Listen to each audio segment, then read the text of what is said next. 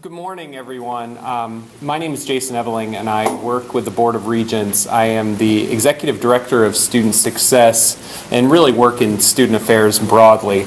And my role for the presentation today is just to set some context, so I will be very brief, although it's hard for me to be very brief, but I will be very brief and pass it on to the content experts on this. But I think it's important to realize why this is so important, and I think the numbers kind of bear that out.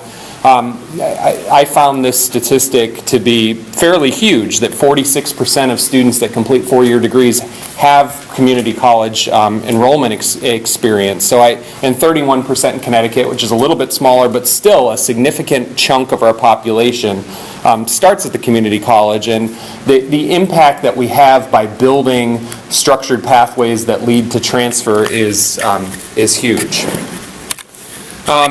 These are some statistics that some of you may have seen before, national data, but I think it's important to understand these statistics to get the context of how important the work in transfer and articulation is.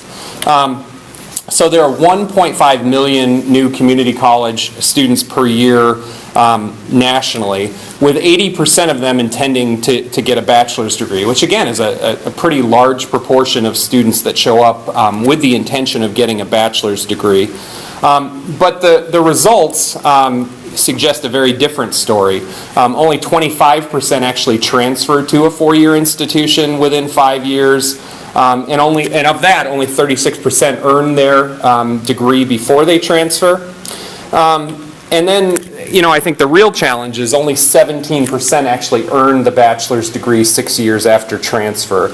I think we know that the population of community college students that we serve have a number of challenges, and there's lots of reasons for these numbers, and we could debate those for a while, but I think the truth is that there's a lot of work to do, and there's opportunity to perhaps change behavior and change the path of students. And I would argue that we have kind of a moral obligation to really look at these numbers and attempt to do something different as we work with transfer at the community colleges into the universities. So several things that reflect kind of the student experience of transfer, and I think we know about many of these things. Good amount of confusion as students enter. There's a myriad of options for them as they enter community college, and they may not understand the academic programs and the requirements. Oftentimes transfer credits only count as electives, and that's a huge problem as we're trying to lead to degree completion. We know that many community college students don't come with a sense of major in mind, and they decide very late. And so a lot of the work with transfer and articulation is to help students try to develop a path early on, at least a broad path of where their interests might be. And then we know about the excess credits and losing time and money. The average student that starts at a community college and graduates at a four-year institution is ending up taking an average of at least 2 semesters, and in some states 3 or 4 semesters more than they need to. And if you add up the net cost of that, it's very significant. And students report that the information they receive is sometimes very difficult for them to understand or not in one place. We know that we have resource issues at the community college level, meaning that advisors, although well-intentioned, might not have the opportunity to really explain things to students and work with them one-on-one. And then there's a history of 2-year and 4-year schools not really playing nice together. But I think the good news is that with what we're doing in Connecticut, that is happening, and there's a lot of connection. In looking at this problem that's here, I mean, to me, it's a major problem that there's this broken link between the community colleges and the four-year colleges, and it has to do some with how our programs are mapped, and some with just the way in which we've tried to go about attacking the problem. Research basically says there's systemic obstacles that are creating difficulty through the transfer process. There's also very little support at the four-year universities for transfer students as a whole. In fact, there's not a huge recognition, I think, of that initial slide that 46% of students start at community colleges and may have perhaps different need than the traditional student who stays at a university for 4 years. Financial aid leveraging for transfer students is a challenge throughout the system.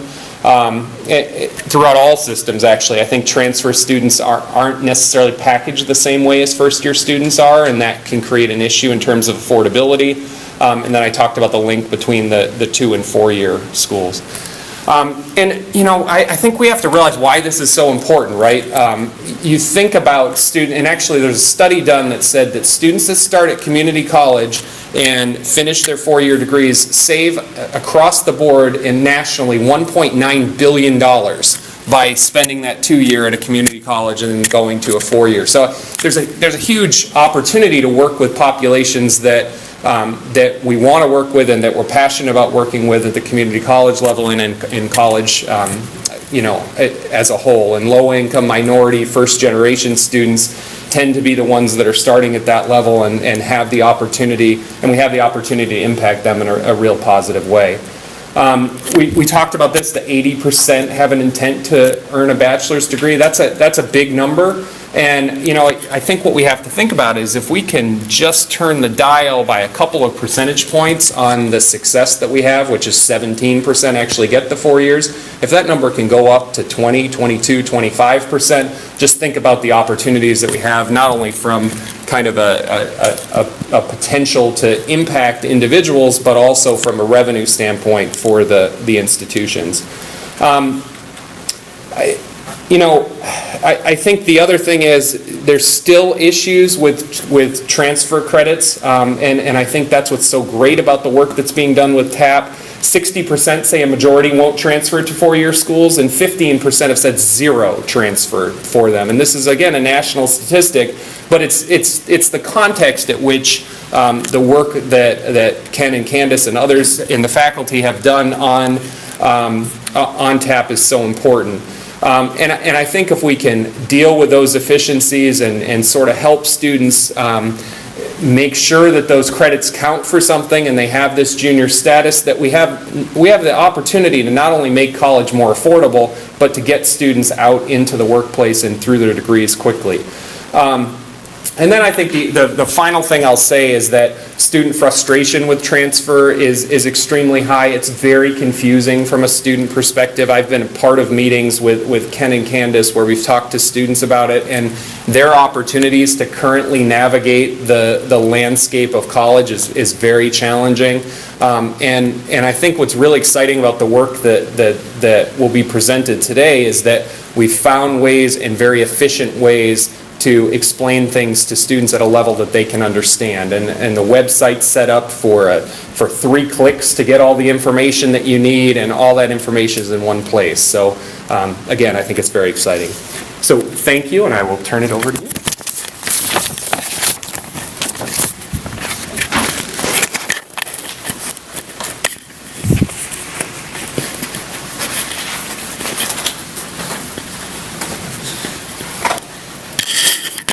Hi, thanks for coming. I'm Lauren Doninger from Gateway, and I'm the statewide co-chair of the Framework Implementation Review Committee with Deb Weiss from Southern Connecticut State University. For those of you who are not familiar, this effort began in the summer of 2012, where faculty worked throughout the summer developing the framework, developing a new method for seamless transfer for students. Faculty from all 17 Consecu institutions collaborated on the framework, and then many faculty from all of the institutions worked together to come up with the competencies and to find a way to engage the framework. After that summer of 2012, we moved things through the campuses, and then there was a stall that was well, we all know how many different presidents there were and of the system, and there was a stall for a year. But interestingly, when faculty again were given the reins of the transfer articulation program, things began to move again quickly. I think the overriding sort of value has been that curriculum needs to be in the hands of faculty, and faculty need to drive the process, and that is happening, and I think that's why we have a really usable, seamless, academically sound program for students.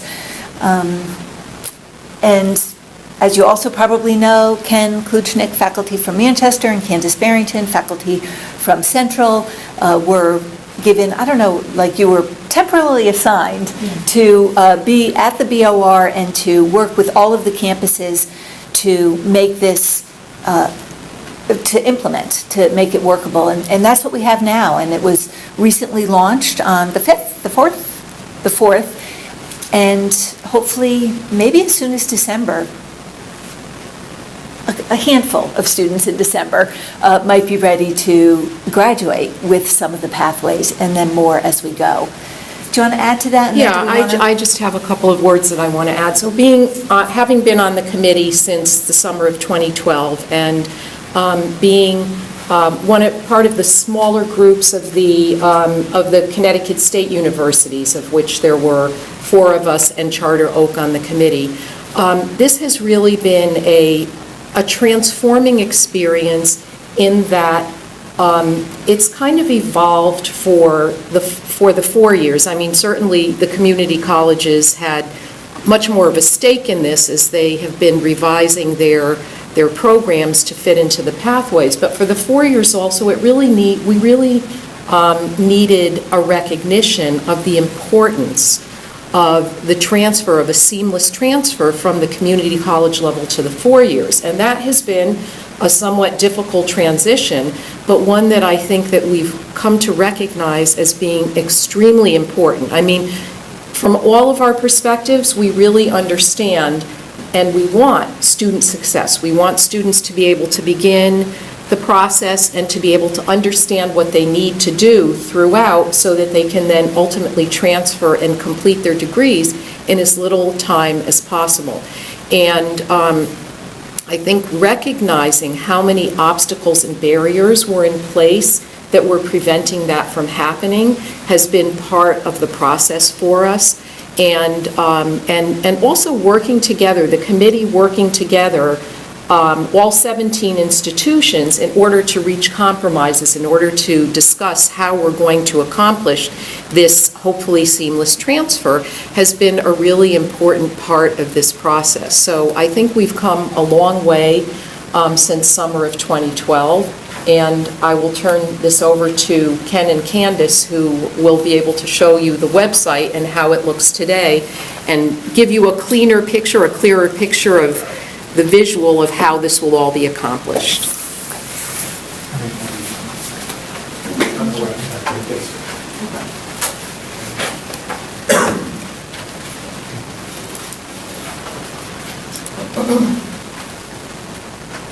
I love looking at it. Our web designer keeps on looking at it too and makes little tweaks to improve it. You notice almost Yeah, every say it time. looks different than it did yesterday, so that's the reason why I was clicking around, making sure. Yeah, so if you'll notice in the brochure that Ken just passed out, that there's a web address, and this is the web address that it takes you to. And this is what we are referring to as our public portal. All along there's been a portal for TAP that will continue to be there, that's more administrative, but this is what we're sending students and advisors to, because it provides the very basic information or not just basic, all the information they need to complete one of these transfer degrees. So, do you want to talk? I'll click it. We'll take it through. So this would be the page that you would come to. Or can we just go to the top and make sure, navigate by major? I'd like to go to a previous page, actually, because we're going to cheat if we go there. This is where we have to start. Otherwise, we'll get there in 2 clicks, and we really want to show that it's 3 clicks. We aren't misinformed. So this is the page that students and advisors would come to. It has 3 ways of locating programs. We're going to look at by major. We could go by campus as well. We'll show what that looks like. And the Help Me Choose, we're just starting to build. It's kind of in its early form. We've populated it a little bit, but we're still working on things that Jason is really working on, which is guided pathways, getting students into first semesters that no matter what they take, count for as many majors as possible. And we're hoping to use that 3rd button eventually to give students who may not be certain of the exact degree they want pursue, and that's most of our students, to nevertheless take a first semester that's in their general area of interest without it costing them extra courses. So, once we get here, we click once on by major. We come down and we're going to choose one of the fully populated ones, chemistry, biology, doesn't matter, 2. And then why don't we use Housatonic? Third click, and the whole program and basic information is here. We thought it was really necessary to have contact people on the campuses for one thing. So each campus has decided who their contact people will be.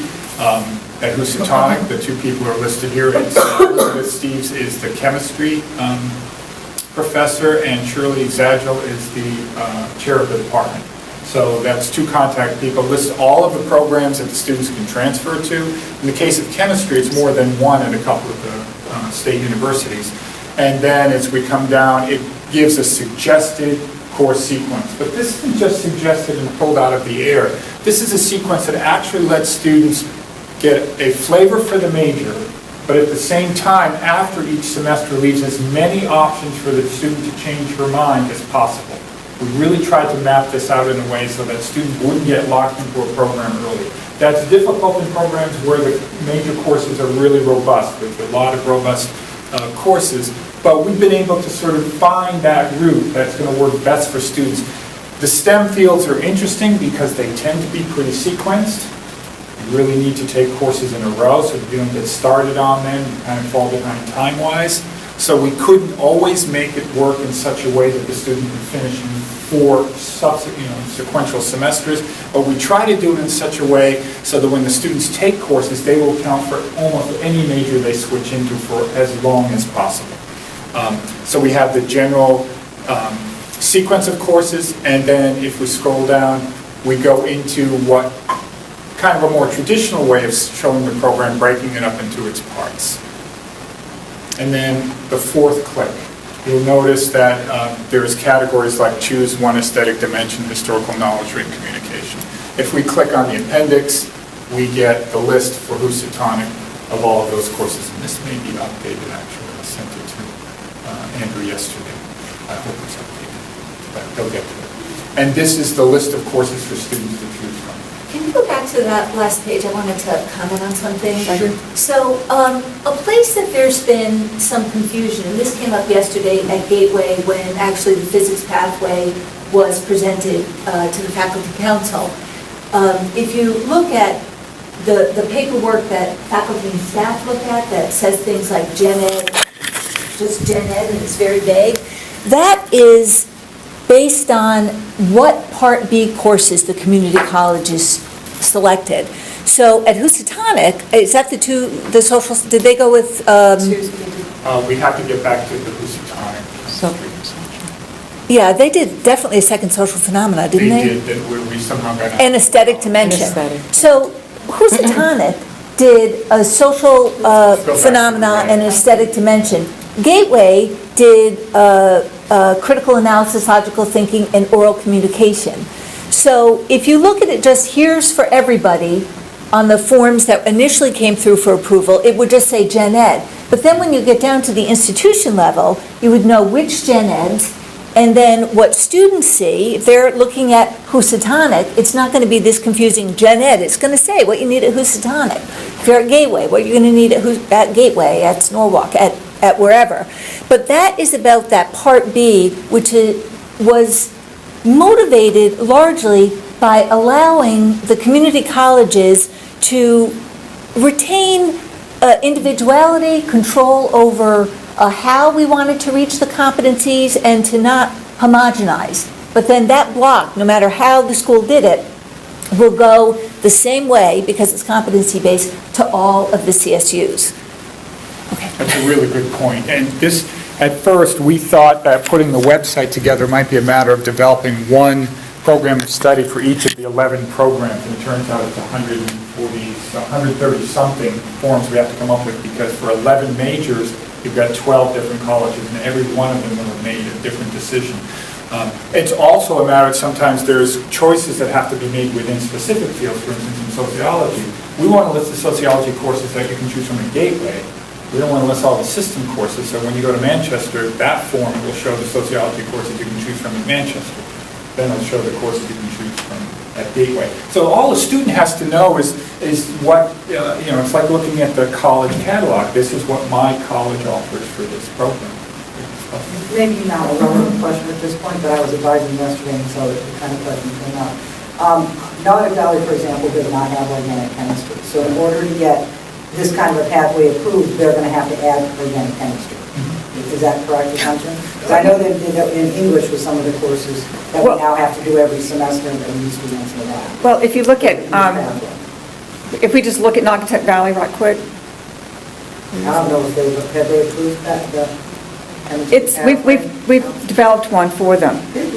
But what it indicates on here, you have organic chemistry listed in your catalog. But it hasn't been taught in something like 20 years. And so one of the things we're having to go back and redo is the ones that are not taught on a regular basis, we're marking those and telling students that if they want to do this pathway at Naugatuck Valley, they would need to take that course somewhere else. Why don't we go to Aspentuck and show Yeah, what we've we'll show you done. how we did it. See, we weren't able to differentiate between colleges that had the courses on the books and colleges that didn't offer the courses on the books. But some colleges don't even have it on the books.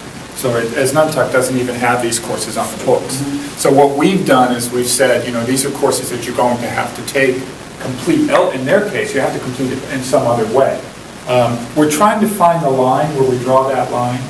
So we're roughly thinking, we're rethinking this a little bit, but we're roughly thinking if the student has to complete more than 15 credits off-site at another college, we need to think about whether the college should advertise that program. Because that's 15 credits will give the student enough credits to get a degree from another institute. We're trying to draw that line. Can you mention about how students can take courses at? Right. And we're kind of at the point now where we're trying to, we're not at that point where we have it on the website, but we hope by the end of the summer or early fall, what you'll have here is not only this note, but there will be a series of links or instructions about the specific ways you can complete a program. We're trying to get the consortium agreement modified so that it works for TAP students. Right now, it's really awkward for them to use. There's a consortium agreement that lets students take it at the four-year school for the price of a two-year school community college. But there are guidelines on or requirements on it that won't work for TAP students. Students can travel to another college. Sciences are kind of unique because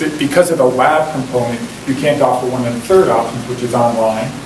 So students could take some of these courses online. And then the fourth option is that students could actually transfer, complete these courses at the CSU, and once the student completes the courses, be granted the degree through the reverse transfer process, which was formalized in a stronger way just this past year. So there are 4 ways that students can complete these degrees on their campuses. We want to get clarity about that, and we want to have that information available. And it's a little more difficult with the lab sciences, but there are, one of the real focuses is being sure that disciplinary groups continue to communicate so things don't go fallow. And one of the things I know in sociology, where I think there's 4 200-level social courses in the pathway. So the community colleges will collaborate to see, well, who can offer one of these online so that a student can get it done even if they're not at the school that offers it.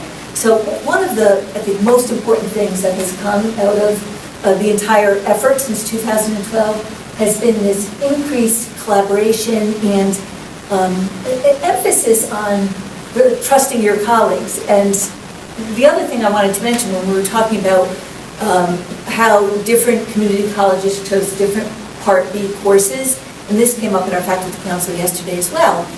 If Norwalk said that, a course in psychology was approved for scientific reason or scientific knowledge, we didn't do that at Gateway. But if that's how it's designed at Norwalk, we're going to take it that way. So we're trusting our colleagues. And just sort of a quick follow-up then, which also comes out of my problem with writing yesterday. How accurate are the lists of courses? Because I had a student take a course that I'm sure has been approved and showed up nowhere under aesthetic dimension, which is where it should have been, or anywhere else, it wasn't listed.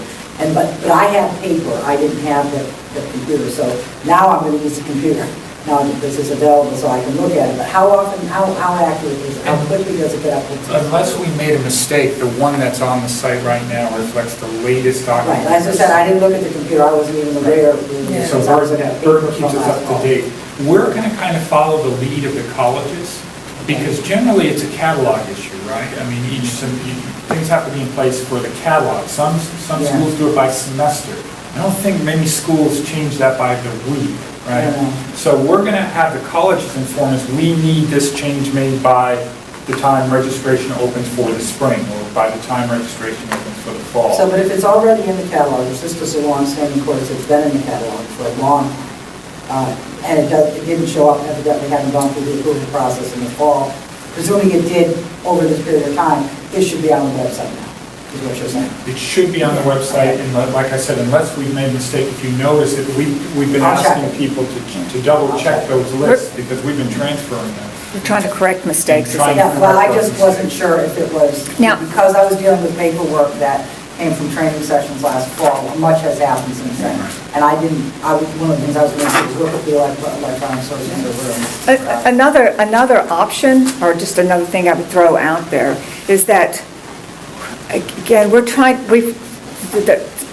Framework Implementation and Review Committee has been insistent that that decisions be made that benefit students. So rather than that these degrees finding ways to exclude students and make it difficult, we're trying to make sure that our choices are ones that make it easier for students. I say that because if you have a student who declares a TAP degree and sometime won't be finished in December, it might be finished in a couple of semesters after that. In the meanwhile, that aesthetic dimension course, that course you took, has now been vetted as aesthetic dimension. She could go back in and retroactively put that in. Does that make sense?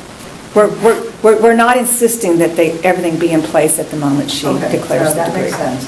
And then, I'm sorry to be a pest about this, but These are great questions. this literally stopped me cold. I spent an hour and a half with the student yesterday, we had to make a second appointment, because I thought I knew what I was doing. I could not find the information easily, and as I said, this is a godsend. The student I'm particularly thinking about is a student who's planning on transferring in December. She wanted to finish up. She's been going part-time for quite a while, so she actually is not part of that fall 2015 cohort. And, but at the counseling office, who sent her up to me, had filled out all the paperwork as if she were. So the problem was trying to coordinate. I don't know how to handle these students who are grandfathered. She can, my understanding is that she could change her major to one of these TAP degrees. Right.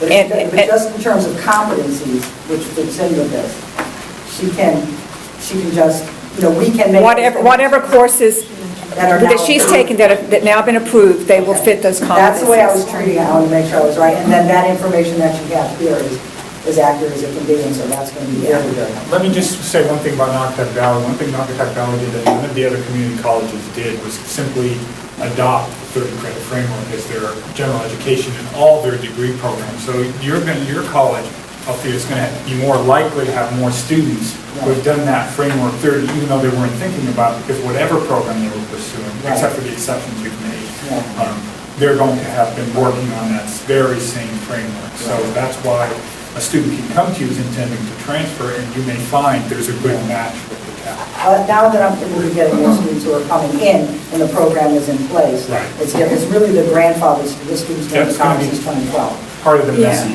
And it's going to take a lot of just, like, right now we're talking about how easy this is, but I think for some of the grandfathering, it's going to be that, back to that. The back, yeah. And that's what I thought. I wanted to make sure before I steered her wrong that I was right about it. And we're also, Ken and I, if you have very specific questions about how something should be handled, we're very open to your sending us an email. Our information's on the back of that brochure, and we'll be glad to help you think through it. And if our FERC representative, we have a good FERC representative. Yes, you do. So I can just talk to him too also. Exactly. And I have a very close relationship. But one of us will be around all summer long. So he'll be around the first half of the summer, I'll be around the second half of the summer, and we can That's answer great. those Yeah, no, questions. that's very helpful. Remember when I was next to a lot of I'm curious, because this is exciting to hear, that we've been talking about in the TAP committee whether we are going, we knew that we could possibly be getting students as early as spring semester of 2017. So what you're saying is that you have several students who Well, will I've only be- seen one, but I had this conversation with a student who came in last fall, who's also my advisor. Yeah. I haven't seen yet in spring. We don't require them to get out by them, so we know what she's very good.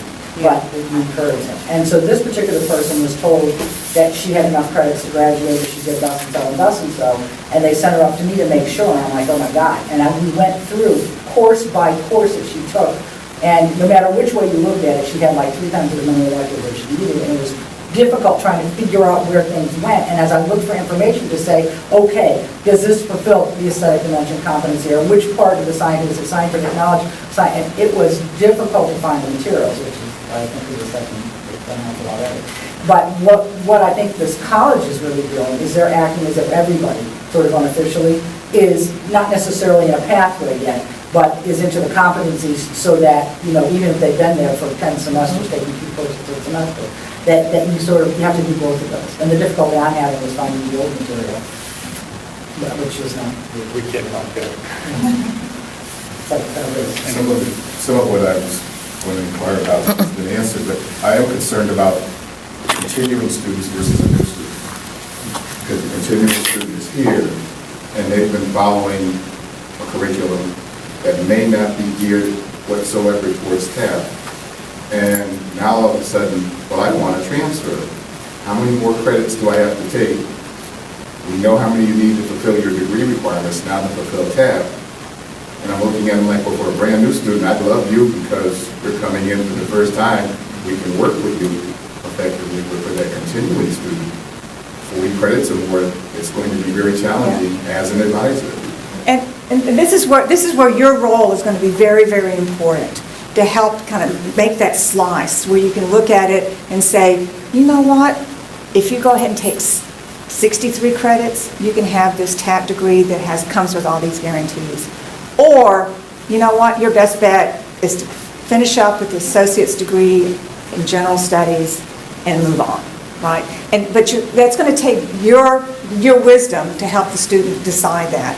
And there's going to be some cases where you're going to kind of lay it out for them and say, you're going to need to let's decide which is going to work best for you. And some of them, to get the TAP degree, are probably going to end up with more than 60 credits.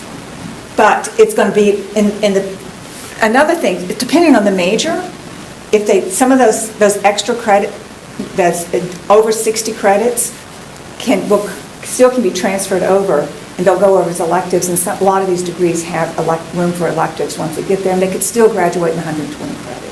So you'll want to not only, we're not completely, the fourth click we didn't show you yet, and we'll go back and do. And I just want to say that you're really describing the situation of students right now, who they make it a certain distance in, and they don't know where their credits are going to go when they transfer. And to a certain extent, the longer the student's been in that position, the more likely it is that the student's accumulated that, as Jason's slide showed, accumulating credits that are not going to transfer toward the degree. And that's where that judgment call has to be made. But that student may ultimately be better in the position of doing things the hard way we've done them all along. And we didn't do the little thing we did at the board, Candace, right? Where we go to the transfer equivalency site, and we say, this is how you used to do it, right? You used to, and then a little magic, a little dust, and all this, and hope that you got the right stuff. Candace is going to show you in a moment that there's no mystery all the way through the 120 credits here.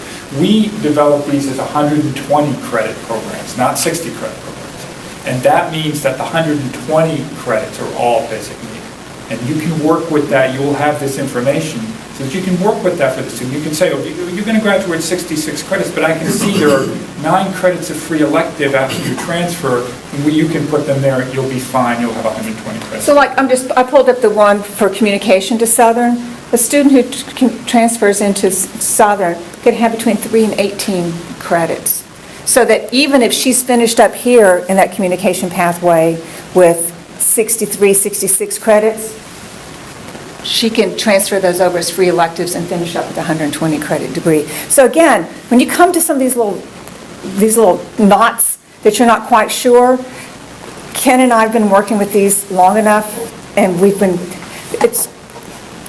even admit that some of the later pathways are much more flexible than some of the early ones we did, because we've learned from faculty and we've been able to pass suggestions along. We can help you think about some of these. I think we changed terminology, where we got rid of words or terms that the students are accustomed to, like humanities, behavioral sciences, social sciences, where we are now being forced to have to educate these students. There's new terminology. You mean like communication or history? No, like, what you just call it, Social phenomena. things like that, where, Social confidence, yeah. I mean, that's a 4-year, something that 4-year schools traditionally use that term, but I mean, in the 2-year institution, I don't see where it's really an education. I'm going to pass that question to somebody else. But I did want to answer that quickly, that we did a survey of MCC students before we changed the names of the general education categories, of the gen ed categories. Students didn't know what social science meant either. They didn't know what science meant. They didn't know what humanities meant. So to our demographic, oftentimes, first generation, they're coming in and these are not terms that are familiar to them anyway. It made it a little more comfortable for us to assume some different ones. I just want to quickly, because Candace, you did it in a way that was mysterious. Do you want to But I just want to show how we got there. Okay. So step 1 was select a major, step 2, the community college, and then Candace went to step 3, which was to the state university, and that's where the form comes up and tells you these are exactly the 60 credits that will remain when you get to the state university. So that whole 120 credit program is there. I just wanted to, I thought that you said that like this language came from the 4-year, and I just wanted to sort of correct that a little bit. The language of the competency areas, aesthetic dimension, social phenomena, historical knowledge, those really come from NEASC. And those, that was what the original 2012 steering committee was given to work with. And whether any in particular school adopts that language up front is up to that school. What school? Housatonic. So at Naugatuck Valley and at Gateway, we made changes to our gen ed to adopt that. So we're sort of doing this wholesale change. But you don't have to. I mean, you can keep as much behind the scenes, we're calling it plumbing, as you want. I think that it's makes sense to change the language for consistency, but it's not something that was foisted on the community colleges by the CSUs. It came from NEASC, and there were representatives from all 17 institutions, and then the community colleges got to decide how they wanted to designate, what they wanted to do with Part B. One of the pieces of language, and we actually, again, talked about this yesterday in our faculty council, the language TAP or TAP vetted, that's plumbing as well. So you'll notice that the web address, it doesn't say, it says transfer. And when we're writing our new catalog now, we're saying any course designated for social phenomena. And that makes sense because that's the name of our gen ed now. So not saying any course TAP vetted for social phenomena, because we're thinking about that as plumbing. But it was collaborative, and how much it changes on your campus is really up to your faculty. And I want to add a little bit to that also, just from the 4-year perspective, because there were, when we started this process and we went to this idea of learning outcomes versus this strict, breakdown of psychology versus sociology, subject matter, there was a mixture in terms of what was happening in the 4 years. So, for example, at Southern, we had just gone through about a 10-year process of revising our general education program where we were already utilizing the learning outcomes.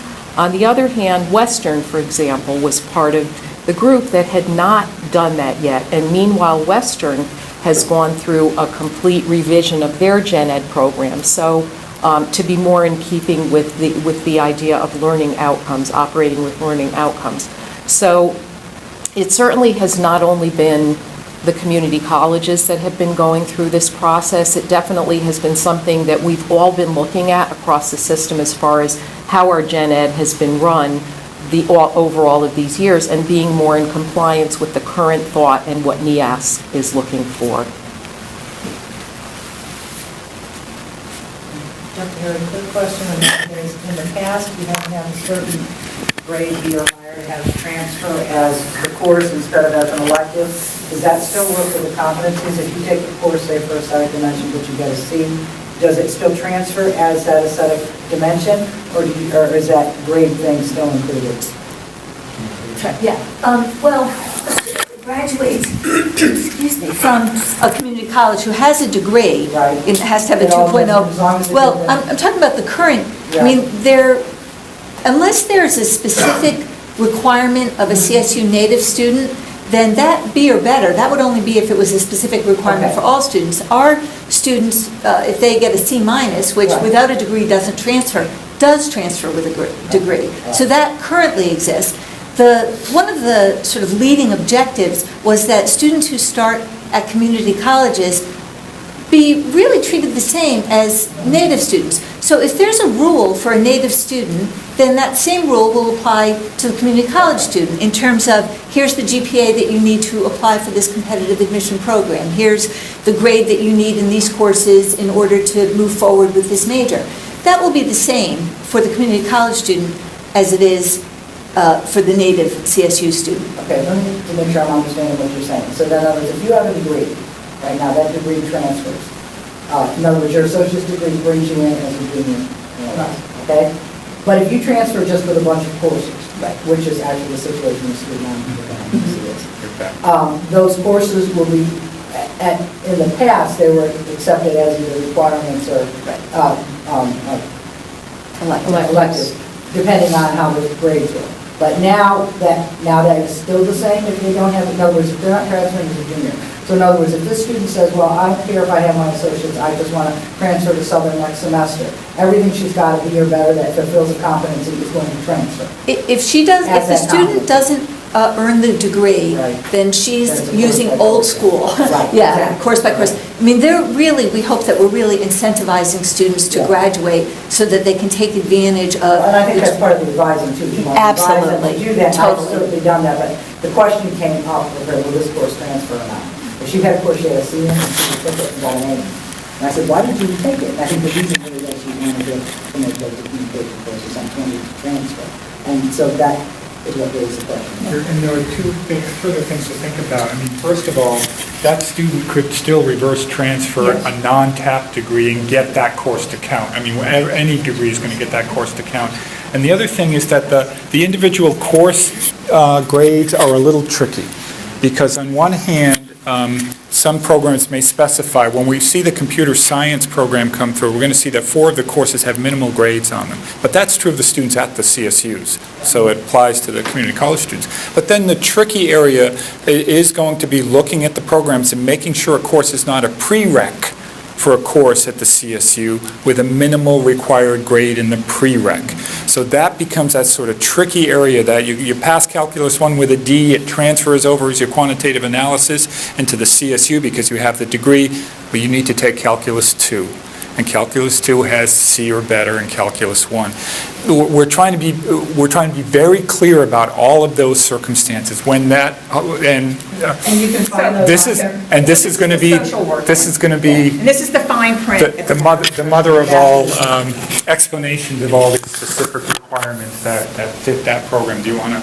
Well, I won't go through it, but it's like the bottom of your plane ticket, right, or any contract you sign. It's just it's this long, almost incomprehensible language, but it's taken straight off of the social work websites of the CSUs so that students know what they need to do. And these are the same requirements of native students. So, again, the goal is that our transfer students are treated, with these degrees are looked at and received in the same way as native students. So if there's a certain grade requirement of native students, then that's true for the transfer students. If once we get something like a music in and there's, they have had juries, that's going to be required of both native and the transfer students. So it's an attempt to recreate as much as possible the same experience and not put up additional barriers. Because right now, if you're a transfer student, it feels like additional barriers are put up. And we're trying to make sure that whatever whatever hoops a student has to jump through, everybody's jumping through them. And we're not putting up new barriers for the transfer students, I want to tell or just unnecessary a barriers. neat little story about collaboration in CSUs and community colleges. In the math pathway, calculus 3 is required at the community college level. You need to get through Cal 3 and community college level. Well, at Western, I believe it is, in order to get into calculus 2, you have to have a B in calculus 1. But that's not true at the community colleges. So there was this discussion about whether a minimal grade of B should be put on calculus 1 in the math pathway. And then the CSU faculty well understood if the student makes it to calculus 2 and calculus 3, then the student can do the work. We don't have to hold the student retroactively to a grade in calculus 1 when the student will make it to calculus 3 with the C plus or the B minus. So these conversations somehow have actually worked actively to give, in this case, almost an advantage to the community college student, but not penalize the community college student when that requirement is already met because the students indicated the student go on and do the work. So that was a good conversation. Yeah, are you going to explain the asterisks? These asterisks? Yeah. That's going to be up here at the top. We added an extra paragraph for social work, indicating that, that this degree requires very good advising, and we, say, please go see Professor LeBlanc. She put this program, was part of the committee that put it together. She understands it. We've worked with her one-on-one significantly, and that's what we want the students to do. She will be able to explain it to them. And then those asterisks, you can see they're by each of the programs, because each of these universities has different set of requirements, even of their native students. They go and then they apply to the social work program after they've completed a couple of years. And so this is to give the advising community college students the information that just because you're in the social work pathway doesn't mean you're guaranteed a position in the social work program at the four-year school, because that's a competitive. It's competitive to get into it. And so each of these asterisks simply includes the information below for each of those schools, what the additional requirements are. Just for those of you who are advisors, sending social work students to Western, the good news is they've added, I think, 15 slots to their class starting this fall. So in anticipation of students coming through, they opened up their program a bit. And this is different, by the way, than, for instance, business schools. Some of the business schools in the system have 2.7 minimum GPA, but you meet it and you're in.